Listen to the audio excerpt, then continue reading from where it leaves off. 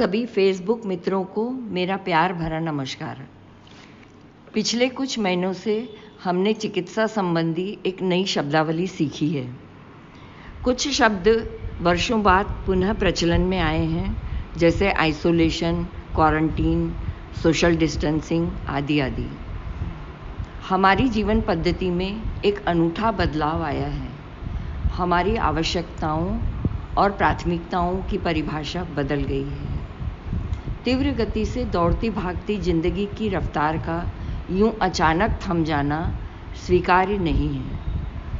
इतिहास साक्षी है कि पिछली कई सदियों में भी प्राकृतिक आपदाएं, महामारी, विभिन्न देशों की सीमाओं पर युद्ध, पिछले विश्व युद्धों के कारण भी बाधाएं आई, किंतु उनका असर अक्सर देश अथवा महाद्वीप के अंतर्गत ही हुआ करता था। इतनी विस्तृत तथा विश्वव्यापी महामारी की आपदा शायद इतिहास की पहली आपदा है जिस पर नियंत्रण करने में संपूर्ण मानव जाति अनेक वैज्ञानिक सुविधाओं के बावजूद भी अक्षम नजर आ रही है। यह सार्वभौमिक सत्य है कि कारण, क्रिया और प्रतिक्रिया का चक्र अनवरत चलता रहता है। जैसा हम ब्रह्मांड में प्रेषित करते हैं, उसकी चक्रवृद्धि ब्याज की तरह वापसी होती है, जिसमें सकारात्मक और नकारात्मक दोनों पक्ष शामिल हैं। भारतीय दर्शन के इस कर्म सिद्धांत को मैंने अपनी रचना का आधार बनाया है। डॉक्टर रंजना जायसवाल मेरे शब्दों को अपने स्वर देकर आपके समक्ष प्रस्तुत कर रही हैं।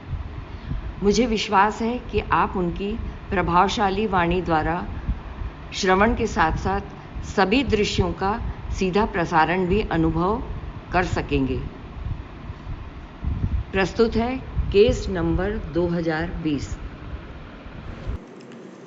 दरबार 2020 की आपातकालीन बैठक अब की बार अचानक बुलाई गई थी। मुख्य न्यायाधीश बीच में तथा 4 दाईं ओर एवं 4 बाईं ओर विराजित थे। बाहर करोड़ों की तादाद में धरती से आए हुए सितारे न्याय पाने को आतुर थे। वे अत्यंत विचलित थे। सबके मन में एक ही प्रश्न कौंध रहा था कि आखिर उन्हें समय से पहले पूर्व सूचना दिए बगैर यूं अचानक धरती से उठाकर आकाश के पार क्यों लाया गया है। पृथ्वी पर उनके कई काम अधूरे छूटे हुए थे। बाहर खड़े हुए वे महसूस कर रहे थे कि झुंड के झुंड में सितारे अभी भी आते जा रहे हैं। कुछ आपस में परिचित भी थे। आदत के अनुसार अभिवादन भी करना चाह रहे थे, किंतु महसूस हुआ कि उनका शरीर तो धरती पर ही छूट गया है। कुछ का तो क्रियाक्रम भी हो चुका था और कुछ लाशों के ढेर के बीच पड़े हुए हैं, जिनकी शिनाख्त भी संभव नहीं हो पा रही है। द्वारपाल आश्चर्यचकित था। इतनी बड़ी संख्या में पहली बार, हाँ, ये सितारे पहली बार मुख्य न्यायाधीश के दरबार में एकत्रित हुए हैं। अब की बार का दरबार कुछ अलग ही तरह का था। पृथ्वी के 5 महाद्वीप से बहुत बड़ी संख्या में सितारे दिन रात उड़कर आ रहे थे, जिनमें अमीर, गरीब, गोरे, काले, स्त्री, पुरुष, जवान, बूढ़े, विभिन्न व्यवसाय के किसी भी तरह का कोई भेद नहीं था। उनके आने का कारण पृथ्वी पर फैली महामारी ही नहीं, अपितु प्राकृतिक आपदा, आत्महत्या, अन्य बीमारियां, सड़क, रेल और विमान दुर्घटनाएं भी थीं। सभा की कार्यवाही प्रारंभ हुई। मुख्य दरबारी ने उच्च स्वर में कहा, श्रीमान, बाहर पृथ्वी से आए बड़ी संख्या में सितारे उपस्थित हो चुके हैं। उन्हें महाद्वीप के अनुसार बुलाया जाए या किसी अन्य श्रेणियों में रहकर आवाहन किया जाए, आदेश दें। मुख्य न्यायाधीश की गंभीर आवाज संपूर्ण आकाशगंगा में गूंज उठी। इस बार हम न्याय पद्धति बदल रहे हैं। चूंकि सितारों की संख्या भी ज़्यादा है, अतः श्रेणीबद्ध करके भेजा जाए। प्रथम श्रेणी में वे सितारे उपस्थित हों जिन्होंने प्रकृति के 5 तत्वों को नुकसान पहुंचाया है तथा समस्त जीव जंतुओं और निरीह प्राणियों को अपनी तृष्णा का शिकार भी बनाया है। द्वार पर आकर सूचना प्रेषित की गई। पर यह क्या? अगला दृश्य बहुत भयावह था। 90% सितारे धीरे धीरे अंदर जाने लगे। मन बुद्धि में अपराध बोध कम, अहंकार कूट कूट कर भरा हुआ था।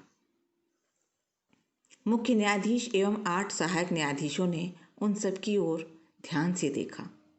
उनकी धरती पर की गई क्रियाकलापों की सूचीबद्ध फाइलों का अध्ययन करने के बाद विचार विमर्श किया गया। मुख्य न्यायाधीश ने कहा, मैंने धरती पर तुम सबके लिए स्वर्ग, जन्नत, पैराडाइज, जो भी तुम अपनी भाषा में कहते आए हो उसकी रचना की थी। प्रचुर मात्रा में सब चीजें उपलब्ध भी कराई थी।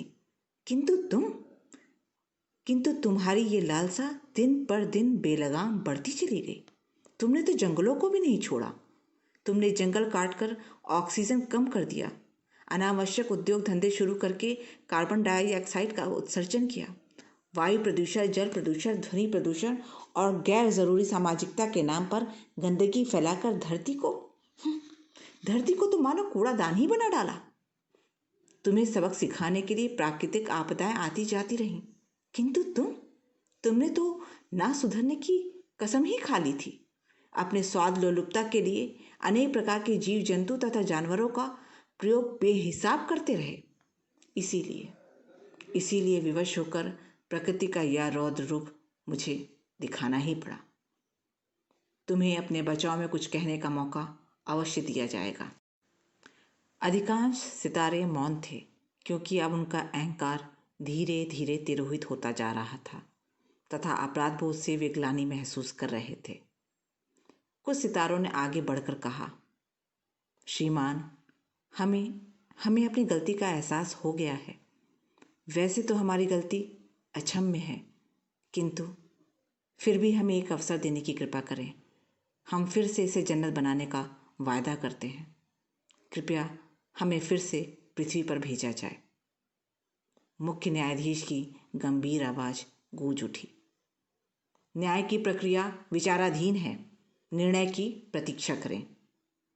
सहायक न्यायाधीश ने संबोधित करते हुए कहा, अगली सुनवाई तक के लिए कार्यवाही स्थगित की जा रही है। मुख्य दरबारी जी, द्वारपाल को कहा जाए कि कल सभी प्रकार के वैसनी सितारों को दरबार में उपस्थित होने का आदेश दें। मुख्य दरबारी ने कहा, जो आज्ञा श्रीमान, आपकी आज्ञा शिरोधार्य। दूसरे दिन दरबार अपने निर्धारित समय पर सज गया। मुख्य न्यायाधीश ने अपने सहयोगी न्यायाधीशों और सभी दरबारियों का स्वागत किया। आज की सुनवाई के लिए धरती के सभी वैसनी सितारों को उपस्थित होने का आदेश दिया गया। द्वारपाल बाहर खड़े सभी सितारों में से वैसनी सितारों को सभा में उपस्थित होने का आदेश देने लगा। वो भी अचंभित हो गया, क्योंकि कल के 90% से 95% आज फिर से अंदर जाने लगे। कल के सितारे आज दुगने अपराध बोध से शर्मसार दिख रहे थे, क्योंकि उन्हें दूसरी श्रेणी में भी उपस्थित होना पड़ रहा था। सहायक न्यायाधीशों के दल ने परस्पर परामर्श करके फाइल मुख्य न्यायाधीश को पढ़ने हेतु दे दी। मुख्य न्यायाधीश ने सबकी ओर नजरें उठाकर देखते हुए कहा, तुम में से अधिकांश सितारे कल वाले ही हैं ना?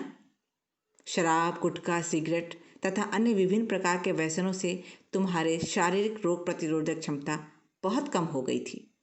इसीलिए तुम महामारी का आपदा का सहन नहीं कर पाए।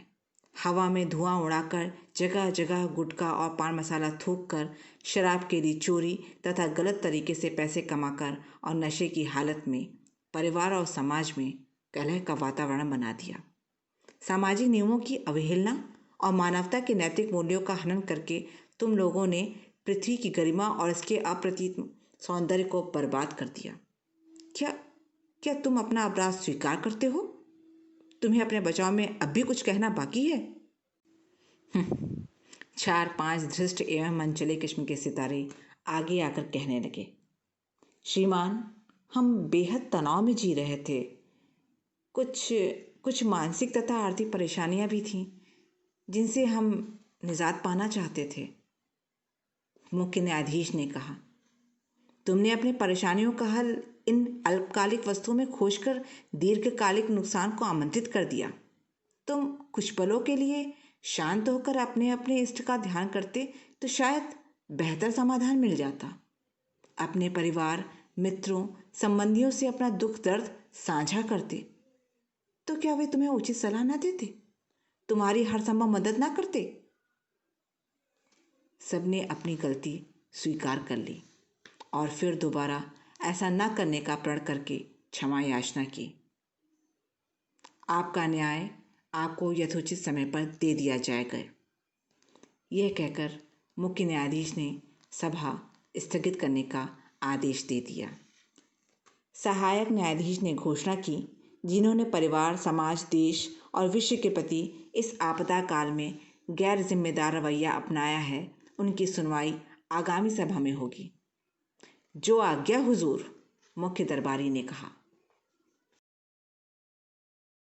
तीसरा दिन समय बाद अनुशासन युक्त दरबार की कार्यवाही प्रारंभ हुई। सब कुछ पूर्व की भांति, किंतु सबसे आश्चर्यजनक बात, कुछ नए सितारों के साथ फिर कुछ पुराने सितारे क्रमबद्ध तरीके से खड़े हुए थे। तीसरी बार उपस्थित सितारे ग्लानि, पश्चाताप तथा शर्मिंदगी से भरे हुए थे। मुख्य न्यायाधीश को उनकी फाइल पेश की गई। फाइल पढ़कर मुख्य न्यायाधीश ने जवाब दिया, आप में से कुछ लोगों ने परिवार की भी चिंता नहीं की। बाहर से आकर तथा दूसरे रेड जोन शहरों से वापस लौटकर सामाजिक तथा शारीरिक दूरी के आदेश की अवहेलना की। स्वयं के साथ अपने भरे पूरे परिवार को भी संक्रमित कर दिया। WHO द्वारा सुझाए गए स्वच्छता के नियमों का पालन भी नहीं किया। सरकार द्वारा घोषित लॉकडाउन के नियम भी तोड़े। सड़कों पर उतरकर उपद्रव भी किया। यही नहीं, कई नियम विरुद्ध कार्य गुपचुप तरीके से भी कर डाले। ये सभी अपराध आपको कहां से कहां ले आए हैं? मुख्य न्यायाधीश की बात को बीच में टोकते हुए कुछ सितारे आगे आकर कहने लगे, श्रीमान, हम मजबूर थे ये सब करने के लिए। हमें एकांतवास और पृथकवास से डर लगता था, क्योंकि इसमें समाज में हमारी बदनामी होती है। लोग हमें अछूत समझते हैं। इसीलिए हम सड़क मार्ग से अवैध तरीके अपनाकर निकल पड़े। हमारे तो पैसे भी खत्म हो गए थे। हम भूख से मर जाते। इसीलिए हमें अपने गृहनगर लौटना पड़ा। मुख्य न्यायाधीश ने उन्हें समझाते हुए कहा, किंतु आप इसका परिणाम अब इस रूप में भुगत रहे हैं। आपका परिवार आपसे वंचित हो गया। आप एकमात्र कमाने वाले थे। संकट की घड़ी में सिर्फ थोड़ा सा धैर्य ले लेते तो शायद कुछ अच्छा हल निकल आता। कुछ सितारों को बात समझ में आ रही थी और वो अपनी गलती मान भी रहे थे, पर अधिकांश अपनी मजबूरी को ही सर्वोपरि बता रहे थे। मजबूरी की अवस्था में इंसान की बुद्धि उचित निर्णय लेने में सक्षम नहीं होती। वे बुद्धिमानी की जगह मनमानी करने लगते हैं। किंतु यह समय क्षेत्रवाद, जातिवाद और धर्म विभेद करने का बिल्कुल नहीं है। यह संकट संपूर्ण मानवता का है और इसे सबको मिलजुल कर सुधारना चाहिए। परस्पर दोषारोपण, विद्रूप राजनीति, कालाबाजारी तथा अविश्वास और नफरत के नकारात्मक वातावरण से दूर रहकर एक दूसरे की सहायता करने का आज समय है। आप सब इस पर अमल करने में असफल रहे। परिणाम आपके सामने है। अब आपको अपना पक्ष रखने का अवसर दिया जाता है।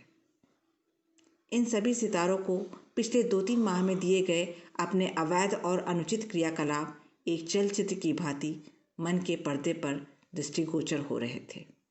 सभी ने अपनी गलती एक स्वर में स्वीकार की तथा क्षमा याचना की।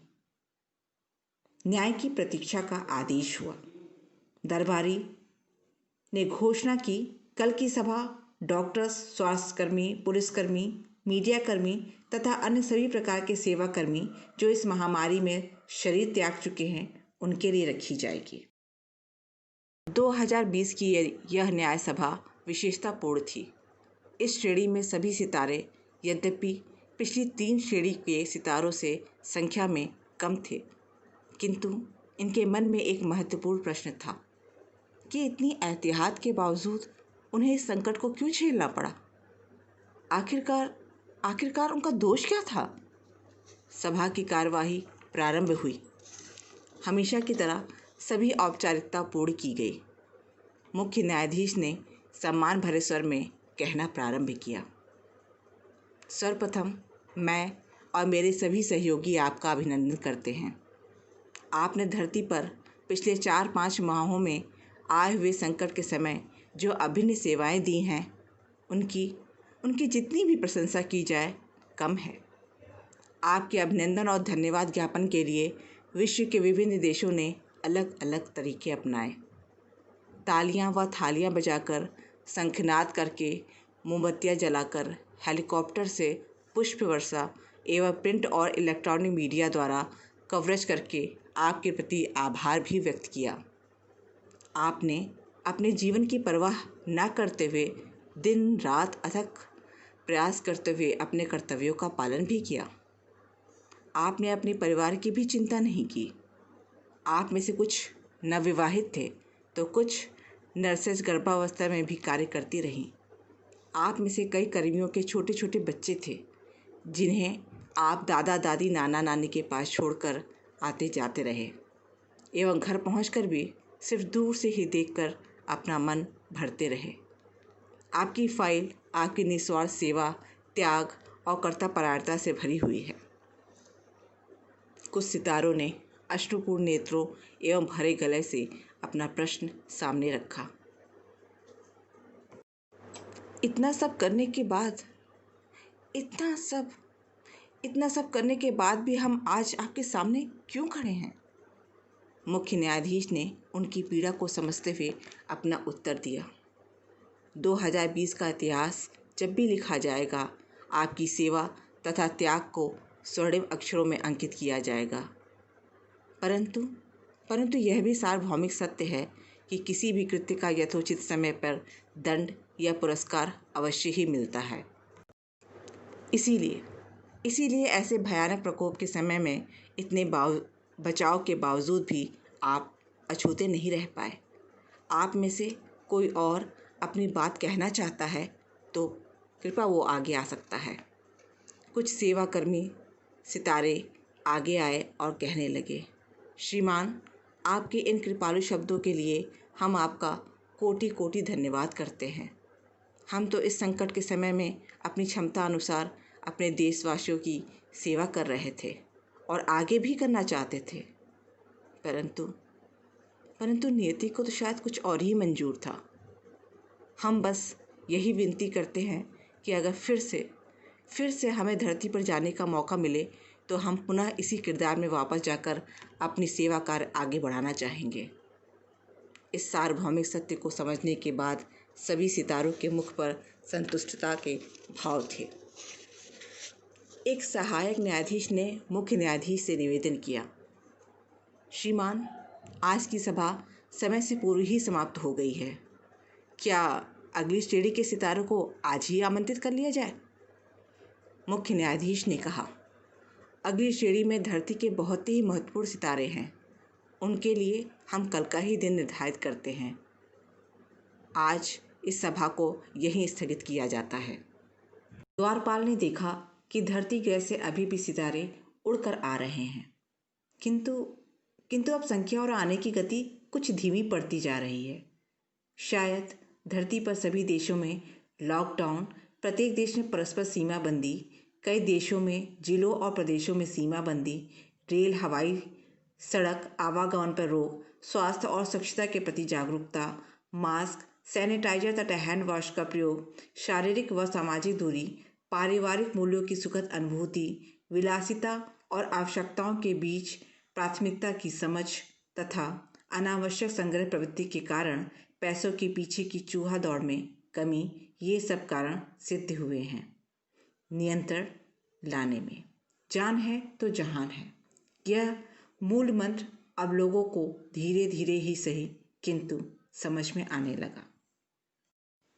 द्वारपाल आदेश की प्रतीक्षा में था। अंदर से संकेत मिलते ही घोषणा की गई, वे सभी सितारे अंदर प्रस्थान करें जिन्होंने प्रसव काल में तथा बाल्यावस्था में शरीर छोड़ने के लिए बाध्य होना पड़ा। सभा की कार्यवाही निर्धारित पद्धति से प्रारंभ हुई, किंतु आज मुख्य न्यायाधीश सहित सभी न्यायाधीश भावुक थे।